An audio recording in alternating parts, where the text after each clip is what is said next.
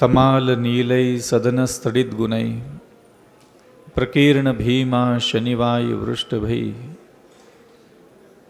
बलाहकैवैर्वशैर्पद्रतो महामना यो न चचाल योगतः। मैं उन पार्श्वनाथ भगवान के चरणों में पुनः पुनः नमस्कार करता हूँ। अनंत काल के इस संसार चक्र को और अपने अंदर जो भी उन्होंने दुर्गुण देखे और दुर्गुणों को नष्ट करने के लिए सम्यक पुरुषार्थ किया और सम्यक पुरुषार्थ करने के उपरांत जिन्होंने अपनी बुद्धि को, ज्ञान को, अपने अंतःकरण को, अपनी भावनाओं को गुण संपन्न बनाते हुए और उन गुण संपन्न मन के द्वारा, भावनाओं के द्वारा अपने अष्टकर्म का विनाश करते हुए त्रैलोक्य पद को प्राप्त किया था, जिनके साधना के कुछ क्षणों में अनेक प्रकार के विपरीत कर्म के प्रेरणा से प्रेरित होकर के जो अनेकों प्रकार की उपसर्ग हो रहे थे, उस समय कमठ ने आकर के नाना प्रकार की पीड़ाएं दी थी और उन पीड़ाओं को भी जिन्होंने समत्व बुद्धि से, शांत बुद्धि से, विवेकी बुद्धि से, महापुरुषों के द्वारा जिस प्रकार सहनशीलता और धैर्य का परिचय दिया जा सकता था, एक सच्चे योगी का लक्षण जो अनेकों प्रकार की विपत्तियों में भी अपनी भावनाओं में, अपने विचारों में किसी प्रकार की कोई मलिनता नहीं लाने देता, ऐसे भाव विशुद्ध, ज्ञान विशुद्ध, चेतना विशुद्ध श्री अरहंत पार्श्वनाथ भगवान के चरणों में मैं अविचल सागर पुनः पुनः उन्हीं के समान धैर्यवान, साहसवान, समत्व योगी,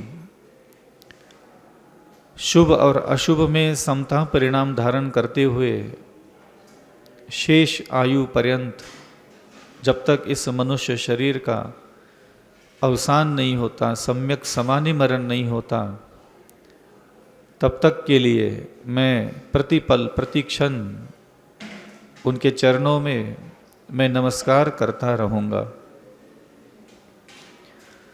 महापुरुषों को किया हुआ अभिवादन, महापुरुषों को किया हुआ नमस्कार, वंदना कभी भी निष्फल नहीं जाती। हम लोग जिस धर्म में, जिस जाति में, जिस कुल में उत्पन्न हुए हैं, वह योगियों का कुल है, तपस्वियों का कुल है, ध्यानियों का कुल है। हम उस कुल में जन्म लिए हैं जहाँ हमारे आदर्श साक्षात भगवान है, संसार के इस पूरे विश्व के अग्रभाग पर विराजित सिद्ध शिला पर शुद्ध रूप में चतुर्गति के भव भ्रमण से मुक्त जीवन स्वानंद चैतन्य से अभिभूत होते हुए अनंत काल के लिए उस चेतना का जो विश्राम है, उस अनंत विश्राम में वह विद्यमान है और स्वचेतना के उस अनंत अनुभव का वह आनंद लेते हुए निराबाध रूप से वह सदैव वही विराजमान होंगे। उस अरहंतों के द्वारा जो भी उपदेश हमें मिला है, ज्ञान मिला है, विचार मिला है, चिंतन मिला है, जो हमारे पूर्वाचार्यों के द्वारा शास्त्र लिपिबद्ध मिले हैं, आज साक्षात अरहंत नहीं है हमारे लिए मार्गदर्शन देने के लिए, किंतु उनके वाणी से, उनके मुख से, उनके सर्वांग शरीर से जो माँ भारती का जो शब्दों का उच्चारण हुआ है, जो ओंकार ध्वनि का प्रस्फुटन हुआ है, और उस ओंकार ध्वनि को मूल रूप से अक्षरगत जिन्होंने रूपांतरण किया, ऐसे गौतम गंधर्व स्वामी और अन्य आचार्य परंपराओं को भी हम नमस्कार करते हैं। क्योंकि उनकी उस तीक्ष्ण बुद्धि के द्वारा, कुशल बुद्धि के द्वारा, विशेष बुद्धि के द्वारा ही आज यह प्रभुवाणी हम तक पहुंची है। शास्त्रों को अथवा अक्षरों को सुव्यवस्थित तरीके से, सम्यक रूप से जैसा प्रभु के मुख से निकला वैसा का वैसा ही लिपिबद्ध करने वाले उन महती आचार्यों को भी हम नमस्कार करते हैं। हम जैसे पंचम काल में वक्र बुद्धि, कुटिल बुद्धि, मलिन बुद्धि लेकर के जन्म देने वाले हम आत्माओं के लिए हमारे पापों का प्रक्षालन हो, दुर्बुद्धि का विनाश हो, दुर्मत का, दुर्गंध से भरा हुआ यह शरीर, वाणी और मन, इंद्रियां हमारी संतुलन में आए और हमारा एक नवनिर्माण हो सके। हमारी आत्मा इसी संसार में महाबलवान, अन्य प्रकार की विभूति, वैभव, संपदाओं का स्वामी बने और अंत में यह आत्मा उस गुण संपदा के द्वारा सिद्धालय भी प्राप्त कर सके। ऐसी अनोखी विद्याओं के द्वारा जिन्होंने हमें शिक्षण दिया, उन सारे पंच परमिष्टि के चरणों में मैं अविचल सागर पुनः पुनः नमस्कार करता हूँ।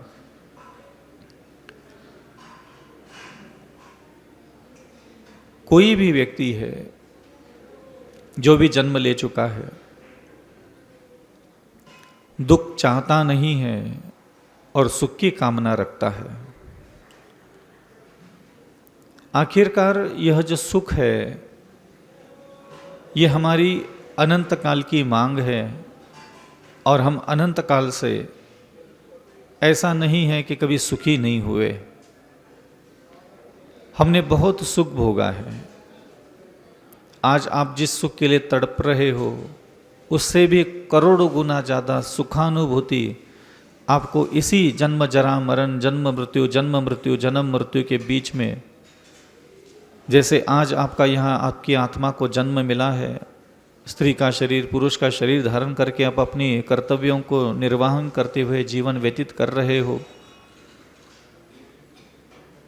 कुछ कारणों से हमें दुख की अनुभूति मिलती है तो कुछ कारणों से हमें सुखानुभूति भी मिलती है। और जो हमारा मन है वह सुख की कामना अधिक मात्रा में करता है। विपत्ति, पीड़ाओं को वह निकट कभी देखना ही नहीं चाहता। और इसी सारी पद्धतियों को समझने के लिए इन योगियों ने कुछ बहुत गूढ़ विद्याओं का हमें में मार्गदर्शन दिया है। और वो योगी, वो कैवल्य ज्ञान के स्वामी ये चाहते हैं कि आप अपनी सिस्टम को समझो, आप अपनी व्यवस्थाओं को समझो। हम अपने आप को समझे कि हम आखिर है क्या। हम एक आत्मा है, हम एक मन है, हम एक वाणी भी है, हमारे पास एक शरीर भी है जिसमें 5 इंद्रियां हैं। लेकिन हम पूरे जीवन पर्यंत कभी भी ना हम अपने मन को जानने के लिए कभी बैठे, ना वाणी को जानने के लिए बैठे, ना इंद्रियों को जानने के लिए बैठे कि आखिर है क्या ये बलाए। इन तीनों चीज़ों को बिना जाने, इन 3 चीज़ों की व्यवस्थाओं को बिना समझे हम सीधा सीधा अपने कल्याण की भावना रख करके किसी भगवान, किसी गुरु, किसी शास्त्र, किसी मंत्र, किसी स्तोत्रों की आराधना करते हैं। नाना प्रकार के व्रत, नाना प्रकार के तप, नाना प्रकार की साधनाओं को अत्यंत प्रियता से, अत्यंत नम्रता से, श्रद्धा, आस्था और विनय पूर्वक आप इन जिनेंद्र भगवान की आज्ञा का पालन करते हो। लेकिन यह कोई पहली बार नहीं है, अनंत बार इसी प्रकार हमने ये व्रत, तप, ध्यान, चिंतन, मनन, धारण किया। व्रतों का, तपों का, ध्यानों का, मंत्रों का, स्तोत्रों का पठन पाठन करने के उपरांत हम इंतजार करते हैं कि कब हमारा सौभाग्य उदय होवे। लेकिन हम नाना प्रकार के धर्माचरण क्रिया करने के उपरांत भी एक जो आगमों में, किताबों में, शास्त्रों में जो विशिष्ट फल लिखा गया है, उस विशिष्ट फल का, उस विशिष्ट दिव्य अनुकंपाओं का, दयाओं का हम लाभ नहीं ले पाते। कहानियाँ ही सुनते रह जाते हैं, प्रवचन ही सुनते रह जाते हैं कि फलाना मंत्र का, फलाना भगवतीय सत्ता का दर्शन करने से, मंत्रोच्चारण करने से, स्तोत्रों का पठन पाठन करने से किस प्रकार जीवन में आमूलचूल परिवर्तन होता है, ये हम सिर्फ प्रवचनों में ही सुन करके, बोल करके आगे बढ़ जाते हैं। वैसा कोई भी दिव्यता, अतिशय, कोई भी वैसी दिव्य घटना, कोई दिव्य चमत्कार, दिव्य बदलाव हमारे जीवन में कभी देखने को नहीं मिलता। आस्था रखो, क्रिया करो, चलते चलो, कभी ना कभी तो होगा ही, ऐसा एक दृढ़ विश्वास रख करके भी हम चलते हैं। लेकिन मैं हमेशा ये देखता था कि अगर आपका विश्वास भले ही हो भगवान पर, गुरु पर, शास्त्रों पर, लेकिन अगर आपको स्वयं की व्यवस्थाओं का ज्ञान नहीं है तो आप कभी भी मंजिल तक नहीं पहुंचेंगे। उन शास्त्रों में जो मंत्रों की महिमा, स्तोत्रों की महिमा, भगवंतों की, जिनबिंबों की, जिनालयों की, तीर्थ वंदनाओं की जो भी महिमा बताई गई है, आप उसका कभी रसास्वाद नहीं कर पाएंगे, उसका श्रवण करते रह जाओगे, बस सुनते हुए आ रहे हैं, सुन ही रहे। और मुझे भी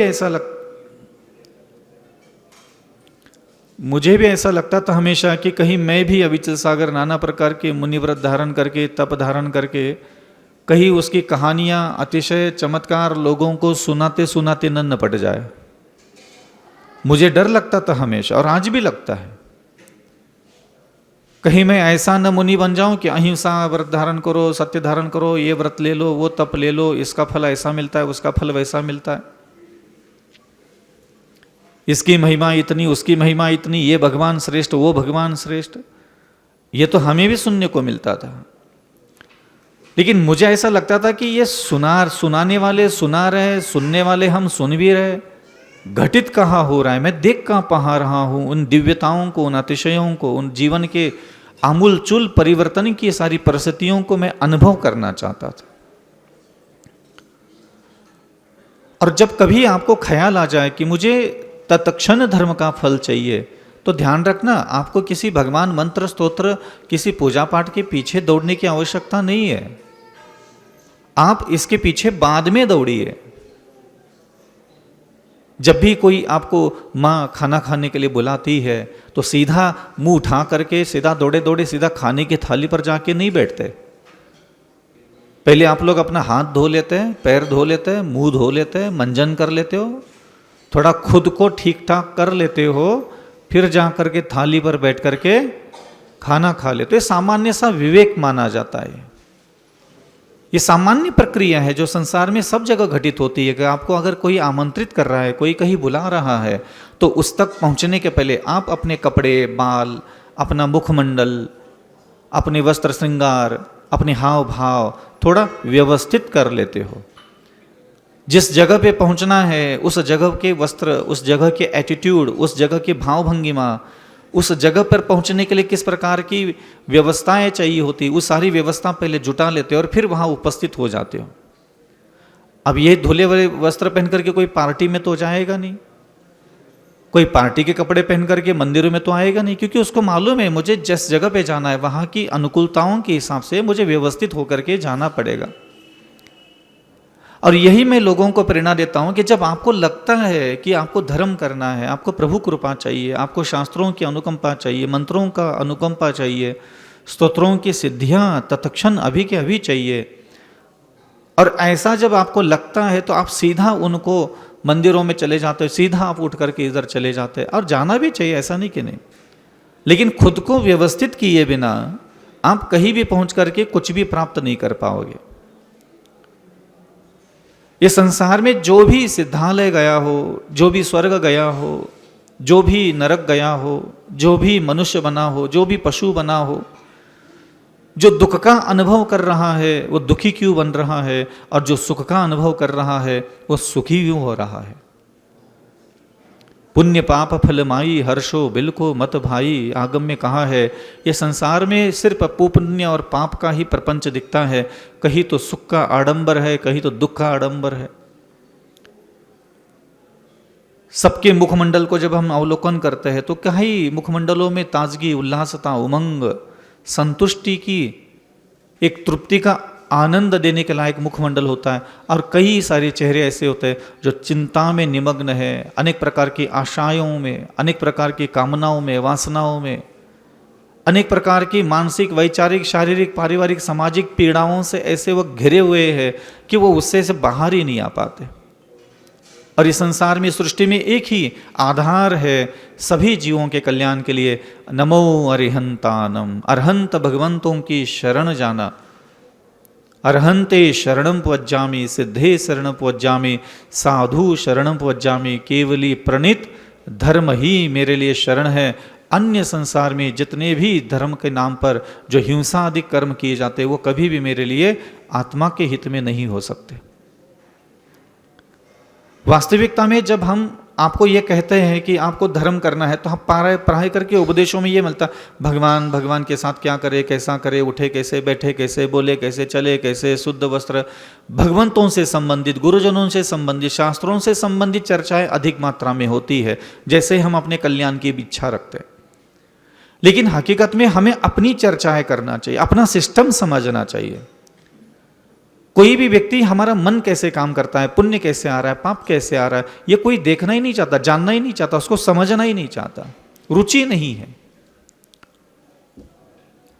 सिंपल सी बात है कि कोई भी संसार का जीव नरक क्यों जा रहा है, कोई भी संसारी जीव स्वर्ग क्यों जा रहा है, कोई भी संसार का जीव सिद्धालय क्यों जा रहा है, और उसका एकमात्र जवाब है अक्षर ही ब्रह्म है।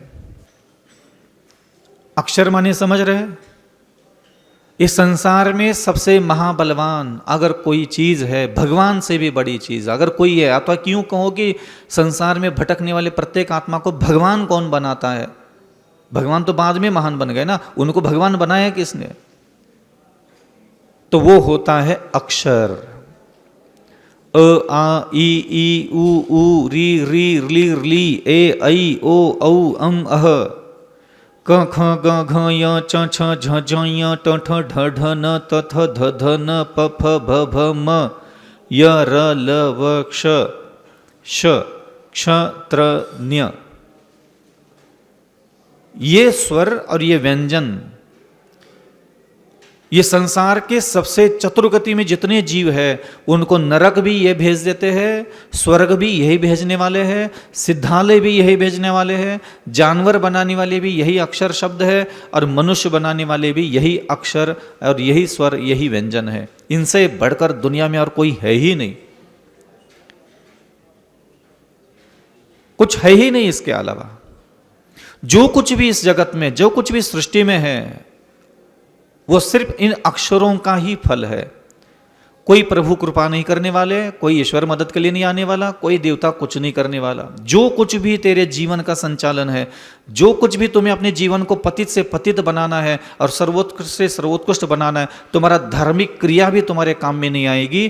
तुम्हारे काम आते हैं सिर्फ ये अक्षर।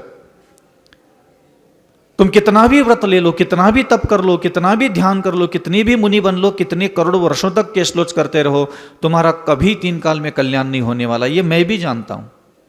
मैं चाहे गृहस्थ हूं, मैं चाहे मुनि बनूं, चाहे आचार्य बनूं, उपाध्याय बनूं, चाहे साधु बनूं, चाहे मैं कितना भी तप ध्यान चिंतन मनन करूं मोक्ष जाने के लिए, मेरा पल भर भी मुक्ति नहीं मिलने वाली, स्वर्ग भी नहीं मिलने वाला ठीक से।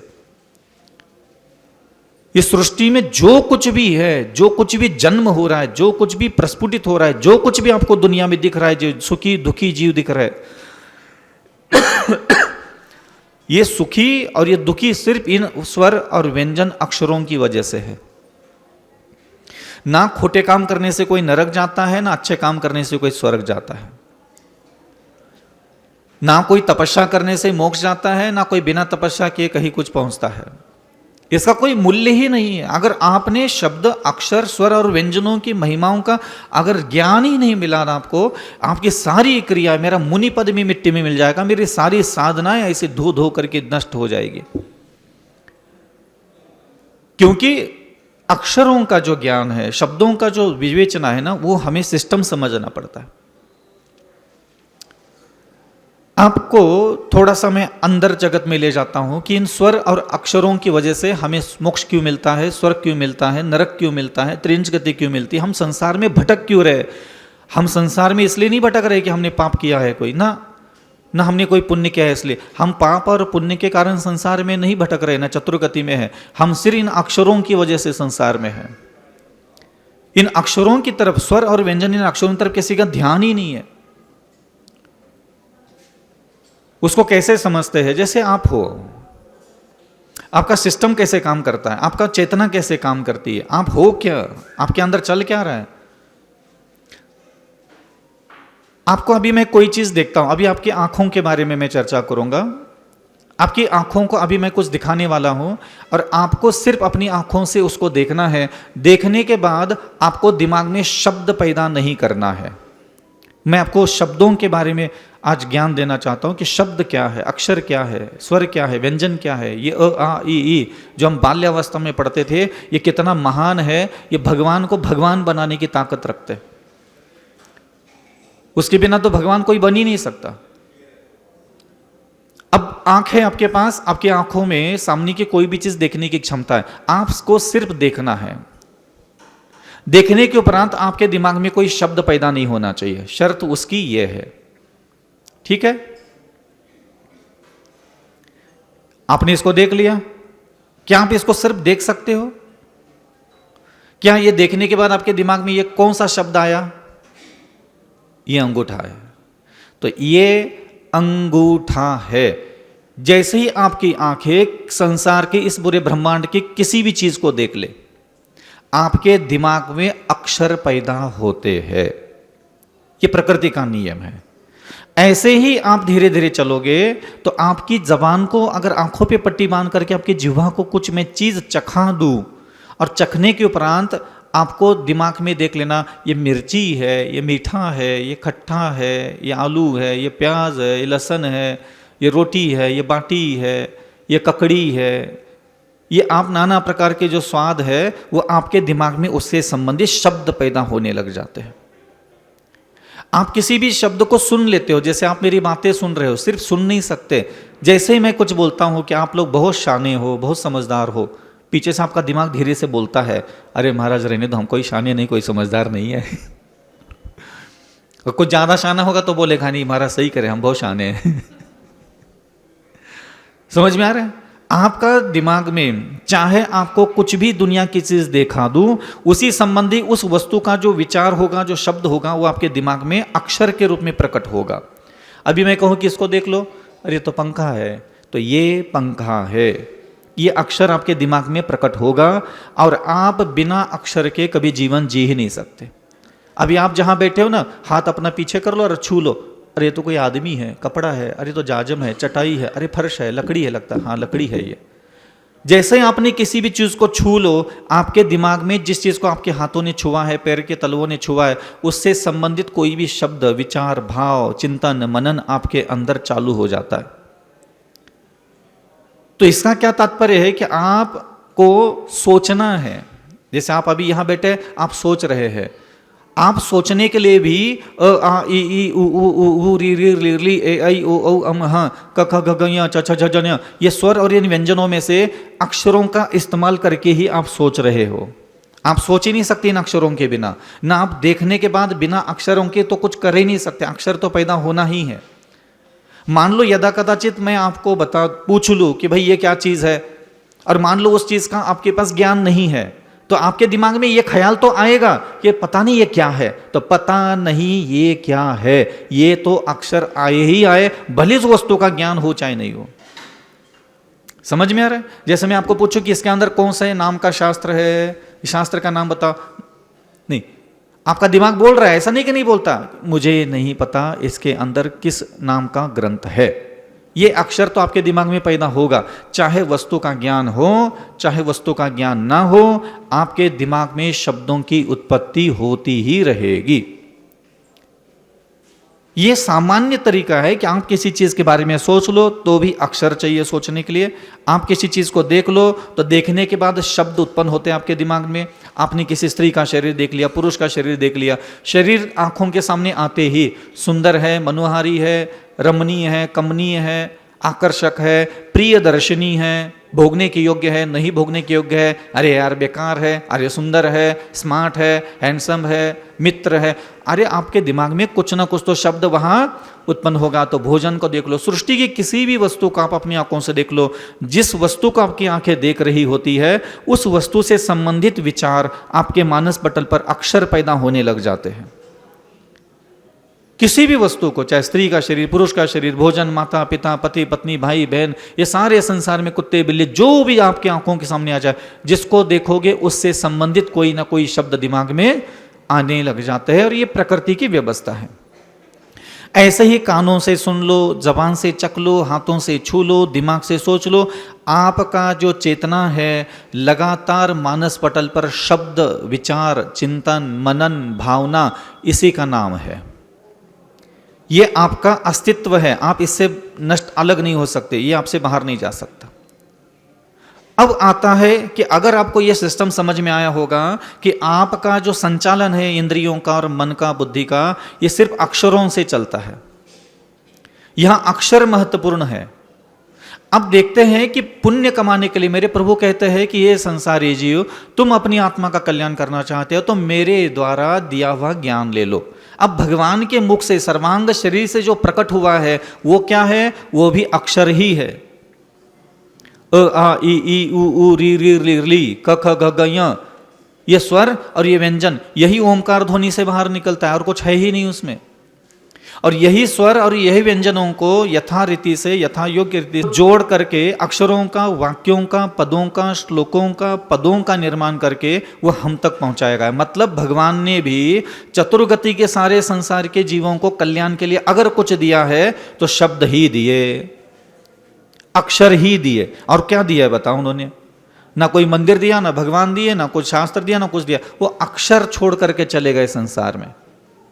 क्षमा तो क्ष है, पर म है, फिर माँ है, बस हो है। उसके अलावा कुछ दिया हो तो बता, बुद्धि दी हो, ज्ञान दिया हो, विचार दिया हो, हृदय सुंदर दिया हो, हाथ पैर आंख नाक सुंदर दी हो तो बताओ, कुछ नहीं दिया। वो भगवान कहते वो सब तुम्हारे पास है, मैं यहां तुम्हें अक्षर छोड़ करके जा रहा हूं और ये अक्षर तुम अपने अंदर ले लो। पहले ये अक्षर पहले स्वीकार करो मेरे अंदर के। अब संसार के जो संसारी जीव है, इसका सिस्टम तो मैंने, ये फोन के अंदर सॉफ्टवेयर होता है ना, ये सॉफ्टवेयर तो मैंने बता दिया आपको ये चलता कैसे। अब इसका इस्तेमाल कैसे होता है और पाप और पुण्य आता कैसे? तो पाप करने से पाप आता है और पुण्य करने से पुण्य आता है, ये गारंटी नहीं है, ये गलतफहमी है आप लोगों की। कैसे? अब हम इसको धीरे धीरे समझते कि पाप कहां से आ रहा है और पुण्य कहां से आ रहा है। अब देख लीजिए, मैं यहां बैठा हूं और मैंने किसी एक व्यक्ति के शरीर को देखा, ठीक है, उसके शरीर को मेरी आंखों ने देखा और मेरे मानस पटल पर ये अक्षर उत्पन्न होने लगे, विचार उत्पन्न होने लगे, भाव उत्पन्न होने लगे। ये बेवकूफ है, बेअक्ली है, मूर्ख है, अथवा ये बहुत सुंदर है, अथवा ये मनमोहक है, प्रियदर्शनी है, कामुक है, अन्य प्रकार के मलिन शब्द इसको देख करके मेरे मानस पटल पर उत्पन्न होने लगे। मेरी आत्मा में पुण्य कर्म का बंध हो रहा है क्या पाप कर्म का बंध हो रहा है? मैंने कुछ पाप किया है या बैठ करके? मैं यहां बैठा ही हूं और मैंने किसी को देखा, देखने के बाद मेरे मानस पटल पर उस शरीर से संबंधित जो अनावश्यक शब्द पैदा होने लगे, उसकी वजह से मेरी आत्मा में अधिक मात्रा में पाप का बंध होने लगा। हमेशा हम लोग ये कोशिश करते हैं, हम तो पाप कुछ करते ही नहीं है, करने की जरूरत नहीं है। ये ध्यान रखना हमेशा, पाप कमाने के लिए पाप करने की कोई जरूरत नहीं, क्योंकि आप सिस्टम को नहीं जानते, इसलिए आपकी आत्मा में रोज के 200 किलो पाप आता है और 2 ग्राम पुण्य भी नहीं आता। 2 ग्राम पुण्य भी नहीं आता। तुम 4 घंटे भी यहां मंदिरों में बैठे रहो, मैं गारंटी देता हूं 2 ग्राम पुण्य भी नहीं आता आपके पास। क्योंकि ऐसा भावुक होकर के, इमोशनल होकर के, किताबें पढ़ करके पुण्य नहीं आता आत्मा में। किसी के प्रवचन सुन लो, महिमा सुन लो और मंदिर में घुस जाओ, हाँ अब महाराज जी ने कहा था मंदिर दर्शन करने से ये होता है, अब हम भी मंदिर जाने लगे तो हमारे साथ भी ये होगा। ये गलतफहमी में हम लोग आते हैं यहाँ, हम सिस्टम को नहीं समझते। जब मैंने किसी के शरीर को देखा, ये सुंदर है, भोगने के योग्य है, प्राप्त करने के योग्य है, स्पर्श करने के योग्य है, मुझे ये चाहिए, काम से संबंधी, तृष्णा से संबंधी, आसक्ति से संबंधी सारे विचार, सारे शब्द मेरे दिमाग में पैदा होने लगे। अब बताइए, मैंने इसको देखने के बाद पुण्य कमाया क्या पाप कमाया? पाप ही कमाया। ऐसे ही आप जब भोजन ग्रहण करते हो तो आपके आंखों के सामने भोजन आता है, आपके दिमाग में उस भोजन की थाली को लेकर के जो दिमाग में शब्द पैदा होते हैं, क्या आपको लगता है वो आपके शब्द जो उस भोजन से संबंधित है, चखने के बाद, देखने के बाद जो दिमाग में विचार उत्पन्न हो रहे, क्या वो विचार आपको स्वर्ग देने लायक है? आप किसी के सोना चांदी हीरे जवाहरत को देखते हो, जमीन जायदाद प्रॉपर्टी मकान को देखते हो, और उसको देखने के बाद आपके दिमाग में जो शब्द पैदा होते हैं, क्या आपको लगता है वो शब्द शोभा देने वाले हैं, जिनेंद्र भगवान को पसंद है? आप किसी को भी देख लो, यवन में दुनिया की किसी भी चीज को आपको देखने के लिए प्रेरणा करो, और आप उसको देख लो, चख लो, सुन लो, सोच लो, छू लो, और आप चेक कर लेना जो आपके दिमाग में विचार उत्पन्न हो रहे हैं, क्या वह विचार आपके आत्मा के हित में है? इसी को कहते हैं अज्ञान। अब दूसरा नंबर अपन लेते हैं, ये तो मैंने संसार से जुड़ी हुई बातें लिखी। अब आगम में लिखा है कि प्रभु दर्शन करने से पुण्य आता है। एक गुंजा होता है ना, गुंजा, गुंजा जानते हैं क्या होता? हम भी नहीं, ये लाल लाल कलर का, लाल लाल आधा काला होता है, हाँ गुमची, हाँ ठीक है गुमची। एक गुंजा बराबर भी तुम लोगों के पास पुण्य नहीं आ रहा है। उसका कारण आप लोग खुद हो। मान्यता में है, आस्था में है, ज्ञान में है, किताबें पढ़ी, प्रवचन सुने, महिमा सुनी प्रभु के दर्शन करने की, लेकिन ध्यान रखना कितना कोई भी बढ़ चढ़ करके प्रवचन करे, एक्चुअली तुमने भगवान को देखा उस समय तुम्हारी आत्मा में पुण्य आया क्या नहीं आया, ये कोई प्रवचनकार तय नहीं कर सकता, ये कोई शास्त्र तय नहीं कर सकता, ये कोई भगवान तय नहीं कर सकता। ये सिस्टम समझोगे तभी संपन्न होगा। जब आपने किसी के स्त्री शरीर देखा, पुरुष का शरीर देखा, वैरी को देखा, मित्र को देखा, गधे को देखा, कुत्ते को देखा, सुअर को देखा, हाथी को, ऊंट को देखा, आपने दुनिया भी किसी भी चीज को देखा, आपके दिमाग में गंदे शब्द उत्पन्न होने लगे, मलिन शब्द उत्पन्न होने लगे, अपवित्र शब्द उत्पन्न होने लगे, वासना से, तृष्णा से जुड़े हुए शब्द पैदा होने लगे, तो आपको पक्का विश्वास है कि अभी मैंने पाप कमाया है। मतलब आप किसी को सिर्फ देख करके ना पाप कमा सकते हो ना पुण्य कमा सकते हो, जब तक आपके देखने के बाद आपके दिमाग में अगर अच्छे शब्द पैदा होने लगे, जैसे कि मैंने किसी का शरीर देखा और शरीर देखा, और शरीर देखने के बाद मेरे दिमाग में ये शब्द पैदा होने लगे कि हे अविचल सागर, ये भली सुंदर शरीर है, रमणीय, कमनीय है, मनमोहक है, मनोहारी है, लेकिन ये हाड़ मांस का पुतला है, इसके अंदर नव मलद्वार बहेगे नगारी भरे पड़े हैं, दुर्गंध से भरा पड़ा है, ये क्या चमड़ी के हड्डी के मांस को टुकड़ों को क्या भोगना, ये उसका शरीर उस आत्मा का खुद का नहीं तो ये मेरा क्या होगा, और इस शरीर पर जो जो आज तक मोहित हुआ है वो दुर्गति गया है, काहे को छोड़ दो, इसको जाने दो, कई मतलब नहीं शरीर का। मैंने इसी शरीर के लिए यह शब्द दिमाग में लेके आने लगा। अब बताओ, मैंने इस शरीर को लेकर के पुण्य कमाया क्या पाप कमाया? मैंने इस शरीर का आधार बना करके अपनी आत्मा में पुण्य कर्म का बंध बांधा, क्योंकि ऐसा ही प्रभु ने मुझे विचार करने के लिए कहा है।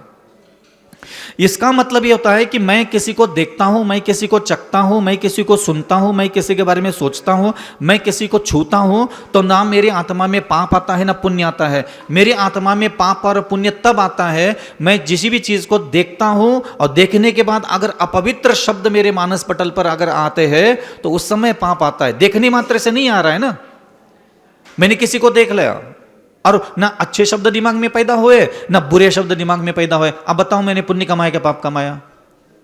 मैंने पुण्य कमाया है। यह तब सिद्ध होता है जब किसी भी चीज को मैंने देखा हो, चखा हो, सूंघा हो, छुआ हो और अपवित्र विचार अथवा पवित्र विचार शब्द मेरे मानस पटल पर प्रकट हुए, तब निश्चित हुआ कि मैंने पुण्य कमाया है क्या पाप। अभी मैं यहां बैठा हूं और ये बैठे हैं खुजरिया जी हमारे, बिल्कुल विवेक नहीं है, कल नहीं है, बुद्धि नहीं है, समझदारी नहीं है, किसी काम के नहीं है। इनको देखा और मेरे मानस पटल पर यह शब्द उत्पन्न होने लगा। बताओ, मैंने पुण्य कमाया क्या पाप कमाया? ये खजुरिया जी है, सज्जन है, सरल स्वभावी है, नम्र वृत्ति के धारक है, हाँ, अपने गुरुजनों की आज्ञा का पालन करने में रुचि रखते हैं, सेवा भावी है। मैंने इनको देखा और मेरे मानस पटल पर यह शब्द पैदा हुए, तो मेरे शब्दों से अभी मैंने पुण्य कमाया क्या? क्या कमाया? पुण्य कमाया। कि मैंने इनके लिए, इनके जो मूल स्वभाव है, इनका गुणात्मक जो स्वभाव है, मैंने उसके बारे में मेरे मानस पटल पर दया के शब्द, करुणा के शब्द, विनय के शब्द उत्पन्न होने लगे, तभी मैंने पुण्य कमाया। अब बताइए मुझे, आप संसार के किसी भोजन की थाली को देखते हो, यहाँ तक कि बाहर जाओगे तो जूते चप्पलों में से कभी कभी जूता पसंद आता है तो भी आपके दिमाग में शब्द आने लग जाता है, क्या गजब का जूता है, मुझे तो चाहिए, मैं तो ऐसा अगली बार पहनूंगा, ले लूंगा, ये करूंगा, वो करूंगा। ठीक है, तो आपने वहां पाप कमाया। स्त्री को देखते हो गंदे शब्द आते हैं, पुरुष को देखते हो गंदे शब्द आते हैं, भोजन को देखते हो गंदे शब्द दिमाग में चलते हैं, वहाँ कपड़ों को देखते हो मलिन शब्द दिमाग में आते हैं, तो आप निरंतर पापाश्रव ही कर रहे हो। अब ये प्रश्न आता है, दर्शनम देवदेवश दर्शनम पापनाशनम दर्शनम स्वर्ग सोपानम दर्शनम मोक्ष साधनम। आपको शब्दों की तरफ ध्यान देना चाहिए अपने दिमाग में पैदा होने वाले, कि जब सामान्य रूप से आपने संसार के किसी व्यक्ति का शरीर देख लिया, सौंदर्य देख लिया, आभूषण देख लिए, कपड़े देख लिए, मकान जमीन जायदाद देख लिए, आपके मानस पटल पर जो शब्द उत्पन्न हो रहे वो पाप बंद करा के देने के लिए कारण बन गए। देखना मात्र पाप का बंद नहीं होता। अब सबसे महत्वपूर्ण बंद कि आप प्रभु को देखते हो तो आपके दिमाग में कौन से शब्द पैदा होते ये बताओ। देव दर्शन करने से पुण्य का आश्रय होता है, यह सिर्फ किताबों में लिखा जाता है, लेकिन आप वो कर रहे कि नहीं कर रहे ये कौन तय करेगा। किताबों की बातें तो मैं भी बोल सकता था यहां बैठ करके, जैसे आज तक सब लोग बोल के चले गए देव दर्शन करने से बहुत पुण्य लगता है। कुछ नहीं लगता, बाबा जी का ठुल्लू भी नहीं आ रहा है आपके पास। क्यों?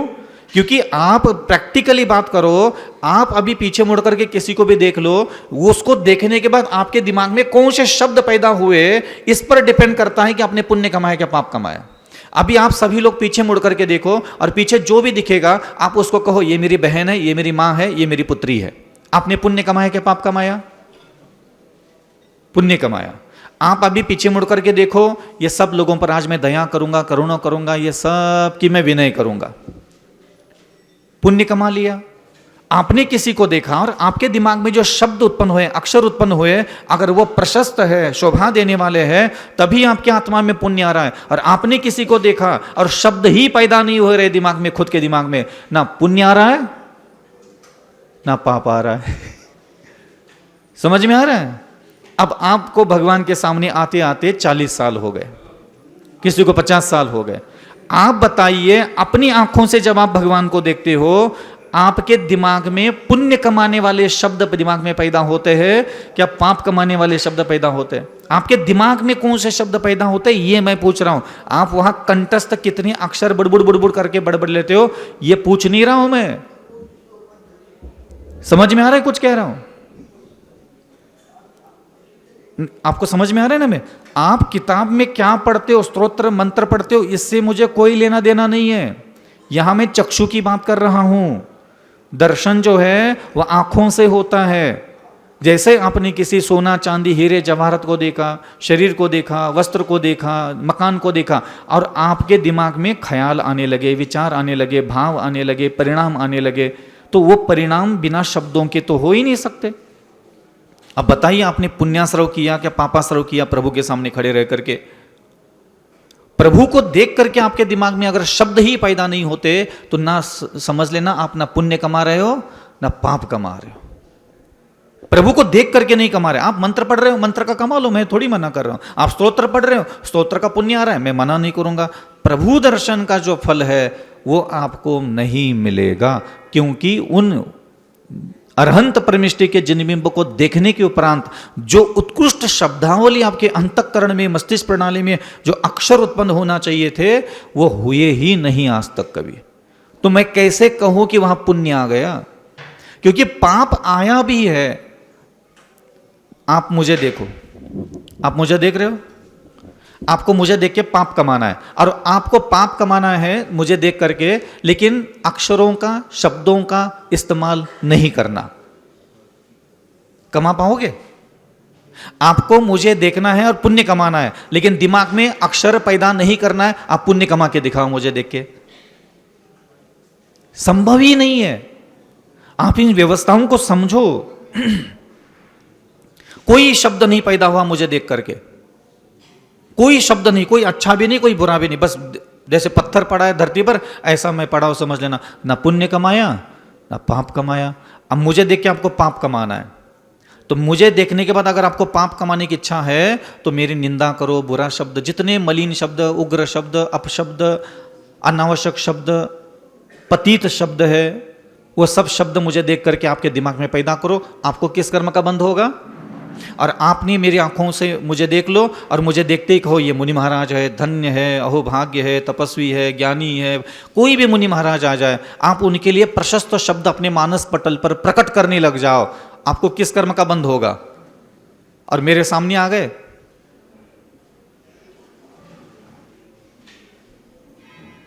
बुर्र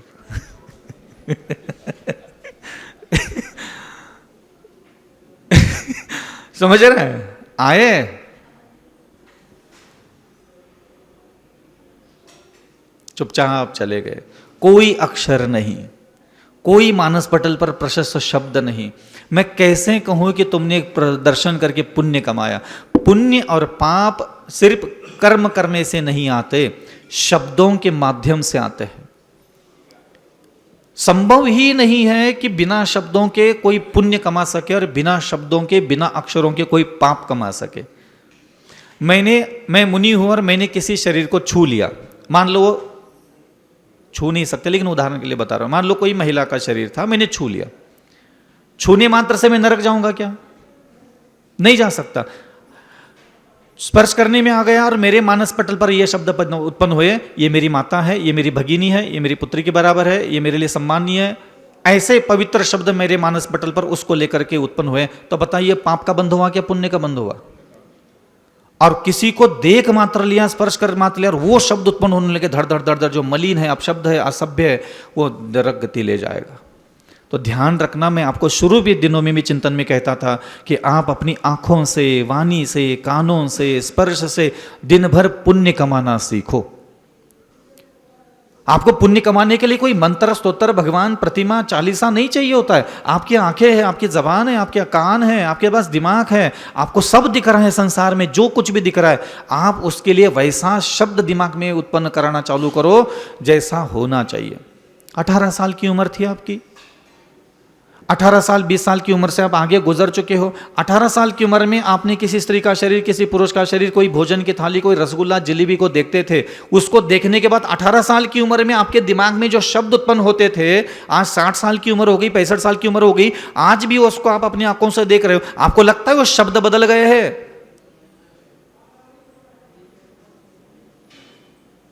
आप 18 साल की उम्र में जिस दुश्मन को देखते थे, जिस वैरी को देखते थे, जिस कपड़ा, सोना, चांदी को आप देखते थे, और उस उम्र में, जिस उम्र में आपको ना भगवान पता थे, ना गुरु पता थे, ना शास्त्र पता था, ना कुछ पता था, ना कुछ व्रत नियम, कुछ भी नहीं था, उस उम्र में आपके मानस पटल पर जो जो चीज देखते थे, चखते थे, सुनते थे, छूते थे, ये सब करने के बाद आपके दिमाग में जो उस वस्तु को लेकर के जो शब्द उत्पन्न होते थे, क्या आज आपको लगता है इतने साल के मुनि पद, इतने साल का आचार्य पद, इतने साल का उपाध्याय पद, इतने साल की पूजा, इतने साल का जाप, इतने साल के स्तोत्र, इतने साल का व्रत धर्म करके भी अगर आज क्या आप ये कहने की स्थिति में हो कि हाँ, इतनी पूजा पाठ, जाप, स्तोत्र, मंत्र करने के बाद आज मेरे मानस पटल पर स्त्री देखने के बाद, पुरुष देखने के बाद, भोजन देखने के बाद, धन दौलत देखने के बाद जो पहले शब्द पैदा होते थे, वो आज शब्दों की उत्पत्ति होना बंद हो गई है? कोई है कहने की स्थिति में? भाव अच्छे होना चाहिए। आपको पता भी है, आपको पंडित विद्वानों ने कभी बताया भी ये भाव होता क्या? और उनको ही पूछ लेते एक बार, तुझे पता है भाव क्या होता है?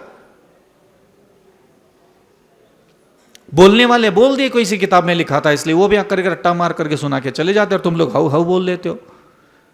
जीवन की सारी साधनाएं क्या है? तो सिर्फ शब्द बदलना है। आपको सिर्फ एक काम करना है आज के बाद, क्या करना है पता है? शब्द बदलना है। शब्दों के साथ खेलना चालू करो, अपने दिमाग के साथ खेलना चालू करो। आप अभी किसी को भी देखते हो, किसी को भी देखोगे ना, मोह के विचार, काम वासना के विचार, घृणा के विचार, नफरत के विचार, आसक्ति के विचार दिमाग में शब्द पैदा होते हैं। जैसे कि शब्दों की भी बहुत भेद है। भाव किसको कहते हैं? जैसे उदाहरण के लिए शब्दों से पता चलता है भाव कौन सा है। ए प्रबंधक जी, बड़े ठीक से बैठो, इधर सबके सामने बैठे हो। ये कौन सा भाव था? शब्द ही क्रोध का रूप धारण कर लिए। प्रबंधक जानते नहीं हो अभी मुझे, मैं कौन हूं। ये कौन सा भाव था? मान। अरे नहीं यार प्रबंधक, हमें नहीं पता, तुम ही जान लो, तुम्हारा काम जाने। ये क्या हो गया? मायाचार, अरे यार प्रबंधक जी कछु भी कर लो यार, दे दो यार, मुझे चाहिए यार, चाहिए चाहिए। लोभ क्या है? एक विशिष्ट प्रकार के शब्द ही लोभ होता है, अक्षर ही लोभ है। मैं ऐसे शब्द अपने मुख से निकाल रहा हूं तो भगवान कहते हैं इसको लोभ, और मैं ऐसे शब्द मुख से निकाल रहा हूं, समझ में नहीं आता क्या, इन्हीं शब्दों को भगवान कहते हैं क्रोध। कैसे? बिना अक्षरों के कुछ हो ही नहीं रहा है। मेरे शब्दों से डिपेंड करता है कि यह क्रोध था, क्या मान था, क्या माया था, क्या लोभ था, क्या अहंकार था, कौन सा था। ये सब भाव क्या है? कोई भी भाव बिना शब्द के संभव ही नहीं है। एक विशिष्ट प्रकार के शब्द ही क्रोध है, विशिष्ट प्रकार के शब्दावली मान है। जानते हो क्या विजय सागर जी को? अरे जानते नहीं हो भैया, जिस दिन जान जाओगे देखते रह जाओगे। तो क्या हो गया? मैं इस प्रकार के शब्द अगर अपनी वाणी से निकाल रहा हूं, अक्षर, तो आप इसको मान कषाय बोलते हो। इसी प्रकार ध्यान रखना, आपके आत्मा में जो पुण्य आ रहा है वो सिर्फ शब्द से आता है। इससे फर्क नहीं पड़ता कि आप अभिषेक कर रहे हैं कि नहीं कर रहे हैं। कोई व्यक्ति जिनेंद्र भगवान का अभिषेक का काम कर रहा है और उसके दिमाग में शब्द कुछ और पैदा हो रहे हैं, ध्यान रखना वो अभिषेक से संबंधित पुण्य कर्म का बंध नहीं बांध रहा है। समझ में आ रहा है कुछ कह रहा हूं? ये हल्के में ले लेते हैं, अरे हमने तो कर लो, हमने तो दर्शन भी कर लो, अरे हमने तो पढ़ लो, अरे हम तो कर लो, पूजा कर लीजिए कर लिया, हमारा कुछ होता ही नहीं। इसीलिए नहीं होता ना बदलाव, क्योंकि आपको सॉफ्टवेयर चलाना नहीं आता। ऊपरी सतह पर के सारे प्रवचन, सारे ज्ञान लेकर के बस घुस जाते, हम तो बहुत अच्छा लगता है मंदिर आकर के। क्या अच्छा लगता है बताओ ना? इतने डेंगे मारते हो भगवान को देख के, क्या अच्छा लगता है? थोड़ा चार शब्द बताओ भगवान को देखने के बाद आपके दिमाग में कौन से शब्द पैदा होते, बता सकता है कोई व्यक्ति? हमारे भाव अच्छे होते, भाव के लिए भी तो शब्द की जरूरत है। क्रोध भाव, मान भाव, मायाचार का भाव, लोभ का भाव, तृष्णा का, भक्ति का भाव, अरे इनके लिए भी अक्षर की जरूरत होती है। बिना अक्षरों के क्रोध कैसे करोगे बताओ? बिना अक्षरों का इस्तेमाल किए अ ई से लेकर के क से लेकर के क्रोध कैसे प्रकट करोगे आप?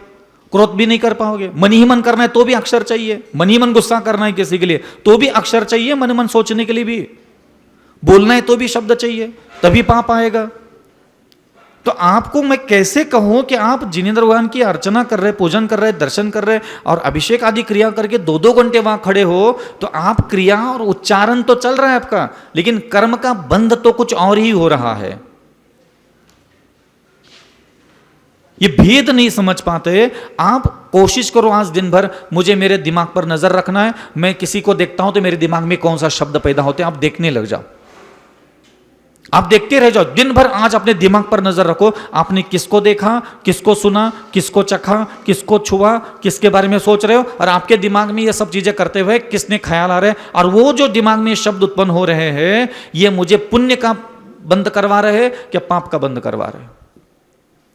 मैं अभी ध्यान में बैठूंगा 11-12 बजे, और मैं ध्यान में बैठूंगा और मैंने ये सोच लिया कि मुझे आज अवधि ज्ञान, मन परे ज्ञान, रिद्धियां सिद्धियां प्राप्त करनी आज 3 घंटे के अंदर।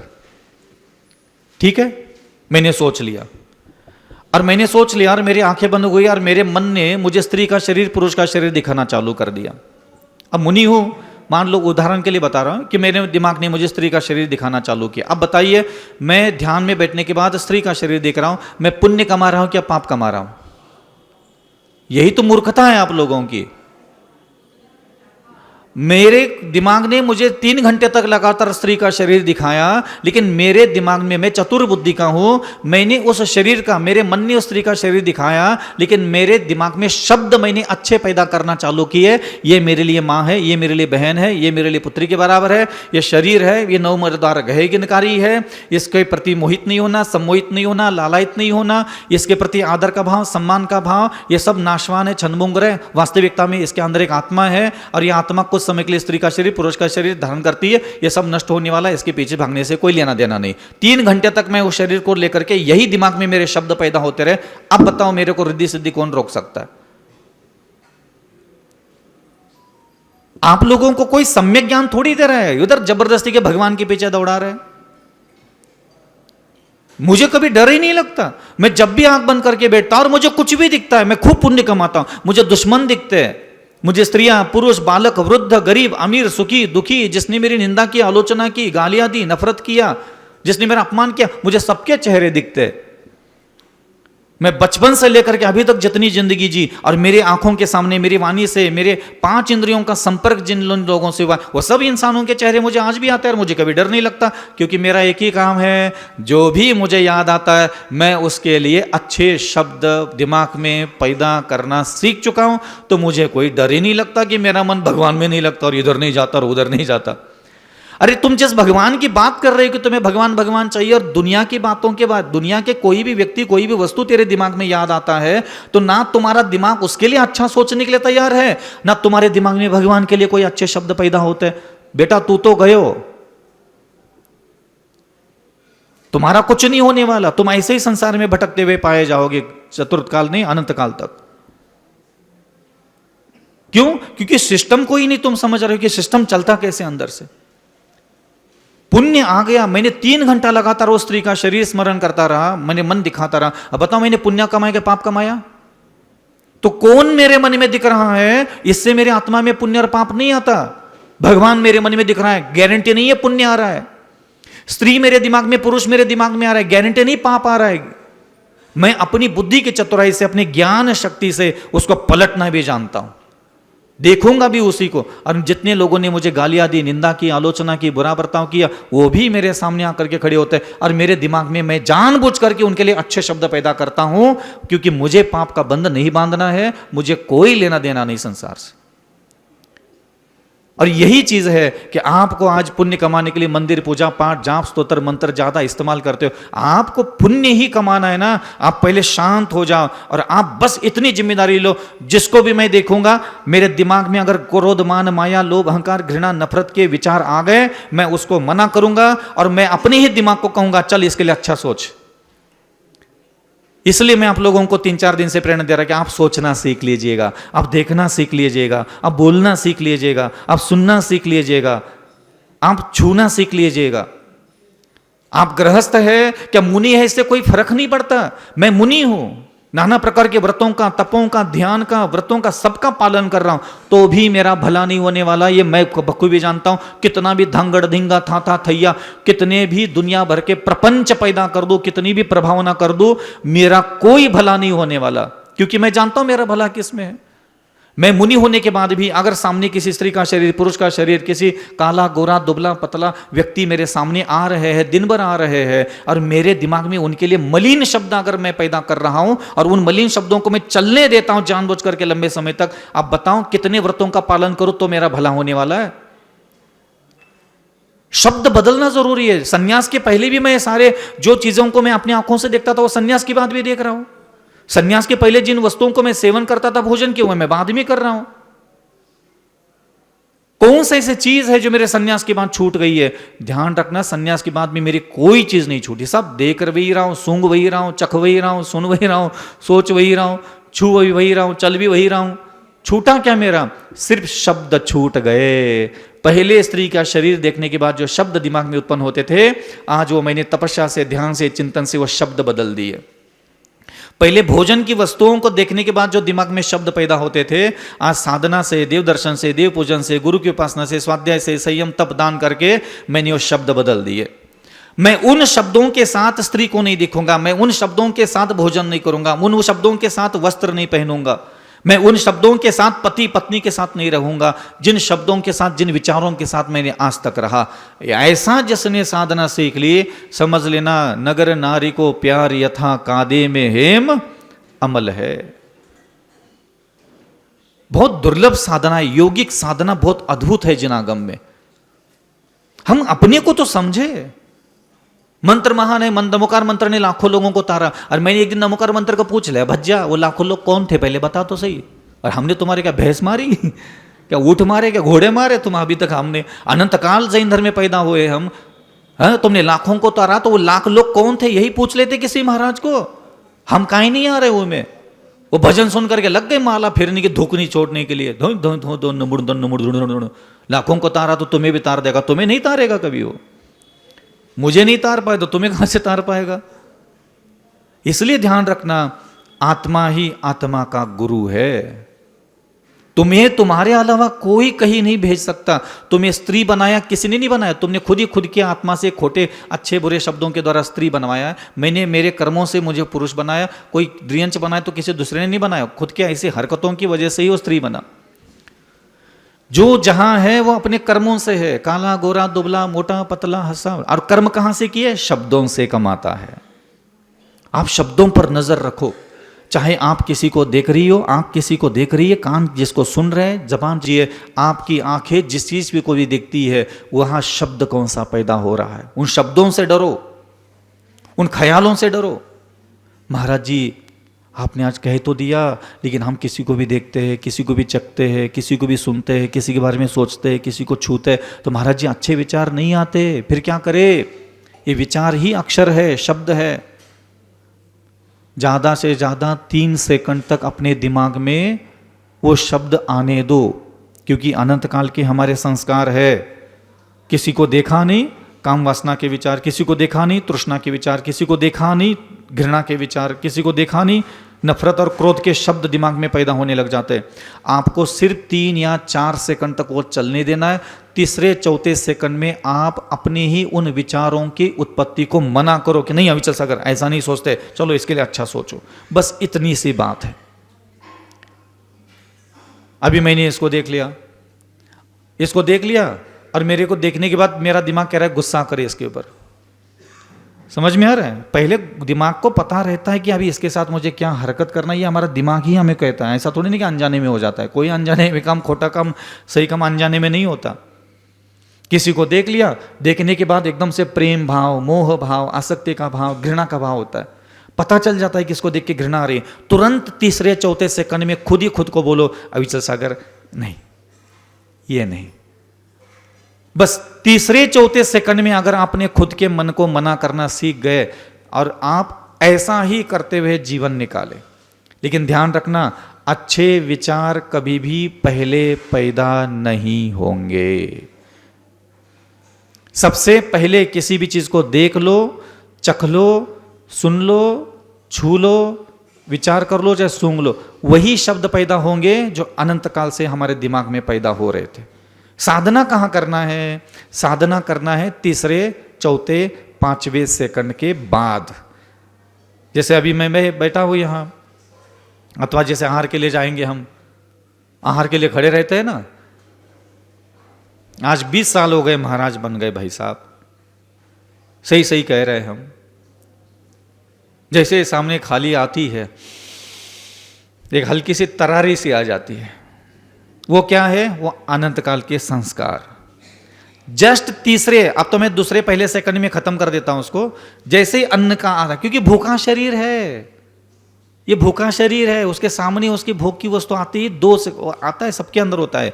2-3 सेकंड के बाद मैं खुद को देता हूं, हे अविचल सागर, मुनि है क्या, गृहस्थ हो क्या, मूर्ख हो क्या, ज्ञानी हो? नहीं नहीं, मुनि हो। तो मुनि इस अन्न के थाली को देख के कैसा सोचता है, वैसा सोच के दिखा। चल सोच के दिखा। मुझे एक चैलेंज देता हूं, चल सोच के दिखा।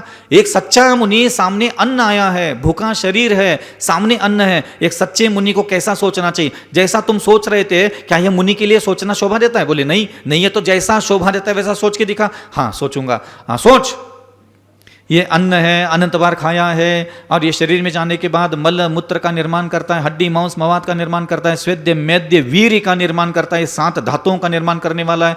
ये मेरे रत्नत्रय का मात्र सहयोगी तत्व है। जिनेंद्र भगवान ने इसको प्रासुक मात्र सेवन करने के लिए कहा है। इसको बिना राग, बिना द्वेष, बिना आसक्ति, बिना ममत्व, बिना मोह माया की इसको मुख में डालना है, चबाना है और पेट में ले जाना है। अपने प्राणों की रक्षा मात्र करने के लिए इसका सेवन करने के लिए कहा है। हाँ, कल से अविचल सागर तुझे कितना भी भूख लगे और तू चौके में आएगा तो जय ही सोचेगा। समझ में आया अविचल सागर?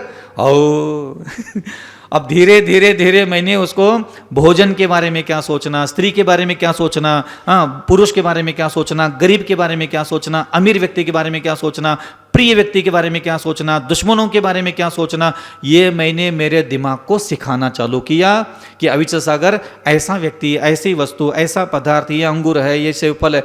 एक एक चीज के बारे में मैंने खुद के दिमाग को बुरा नहीं सोचते तो अच्छा सोच के दिखाओ। इसके लिए क्या अच्छा सोच सकता है? अच्छा सोच के दिखाओ। बार बार बार आप अपना ही पीछा करो और अपना ही दिमाग, जो किसी को भी देखता है, किसी को सुनता है, किसी को चखता है, तो जो भगवान को पसंद नहीं है वो सोचने लग गया, तो उसको चौथे सेकंड में मना करके उसको कहो कि वो सोचो जो प्रभु को पसंद है। इसके बाद आपकी चालू यात्रा होगी स्वर्ग जाने की। समझ में आ रहा है? शब्दों का खेल है सारा संसार में। शब्द के बिना ना पुण्य है, शब्द के बिना ना कोई पाप है, शब्द ही है। स्त्री को देख के पुण्य कमाना आना चाहिए, पुरुष को देख के पुण्य कमाना आना चाहिए, कुत्ते को देख करके पुण्य कमाना आना चाहिए, भोजन को देख के पुण्य कमाना आना चाहिए, कपड़ों को देख करके पुण्य कमाना आना चाहिए।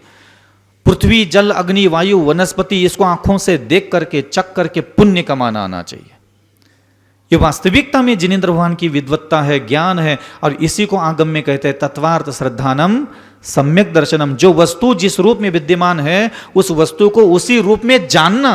तो अन्न को मैंने उसी रूप में जाना, स्त्री को मैंने उसी रूप में जाना जिस रूप में वो होना चाहिए। और मेरा जगत की किसी भी वस्तु पदार्थ को देखने के बाद अगर अच्छे शब्द में पैदा करने के लिए खुद को प्रेरणा भी नहीं दी आज तक, आप बताइए पुण्य कितना कमाया? गुंजा भर भी नहीं कमाया होगा। जितना बाकी के शब्दों की मात्रा देखो और पुण्य कर्म इकट्ठा करने वाले शब्दों की मात्रा देखो। मैं कभी भी विश्वास नहीं करता कि आप प्रभु को देख करके भी पुण्य कमा रहे कि नहीं कमा रहे, इस पर भी मेरा शक होता है। क्योंकि पुण्य बिना अक्षरों के जब आ नहीं रहा है, पाप भी बिना अक्षरों के नहीं आ रहा है, तो आप प्रभु के सामने खड़े रहते हो, एक अक्षर उसको देख करके दिमाग में पैदा नहीं होता। अभी आपका दुश्मन मैं आपके सामने खड़ा कर दूं तो उसके खड़े रहने से पाप नहीं आएगा आपकी आत्मा में। आपके दिमाग में उसके लिए शब्द आना चालू हो जाएंगे, पागल कहीं का, मूर्ख कहीं का, यहां कैसे आ गया, इसके ऐसी की तैसी ठिकाने लगा दूंगा, क्या समझ के रखा है, सामने आके खड़ा हो गया। क्या आप उसके लिए गलत अक्षरों का इस्तेमाल किए बिना भी पाप इकट्ठा कर पाओगे? और आपका दुश्मन आपके सामने आके खड़ा होगा जिसने आपके जीवन बर्बाद किया, और आपके दिमाग में उसके लिए शब्द पैदा हो गए, कोई बात नहीं, मैंने इसके साथ पूर्व जन्म में खोटा काम किया होगा, इस बेचारे का क्या दोष है इसमें, मैंने ही कर्म किए थे, बेचारे पर दया करना चाहिए, कोई बात नहीं बेटा, ठीक है बेटा, कोई बात नहीं, ठीक है, तुमने जो मार दिया, पीट दिया, नुकसान कर दिया, जहां बेटा तेरा भला हो जाए। अब आपने उस व्यक्ति को देख के क्या कमाया? सीधा सा बात है। तो दुश्मन सामने कौन खड़ा ये मायने ही नहीं रखता कि भगवान खड़े हैं क्या, इंसान खड़ा है क्या, स्त्री खड़ी है। आपके दिमाग में पैदा होने वाले शब्दों पर डिपेंड करता है कि आपने उससे पुण्य कमाया है कि पाप कमाया है। समझ में आ रहा है? आप बताइए भगवान को कौन कौन देखता है और कौन कौन पुण्य कमाता है? आपको लग रहा है प्रभु दर्शन करने से आपको पुण्य का बंद हो रहा है? मैं तो बिल्कुल भरोसा नहीं करता, क्योंकि मुझे कला आती है, मैं हमेशा प्रत्येक वस्तु, प्रत्येक तत्व, कुछ भी दिखाओ, मुझे उससे पुण्य कमाना आता है। मुझे बताओ किससे पुण्य कमाना है, उंगली करके बताओ बस। आपको कुछ कहा मैंने, समझ में आ रहा है? आप मुझे देख के पुण्य कमा के दिखाओ, चलो मुझे देख के पुण्य कमाना है, गारंटी दो मुझे कि महाराज जी मैंने अभी आपको दर्शन किया और मैंने पुण्य कमाया, गारंटी दो।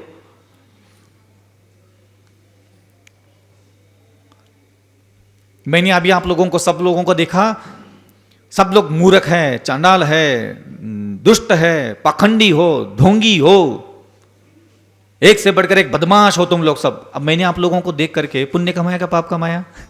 पाप कमाया।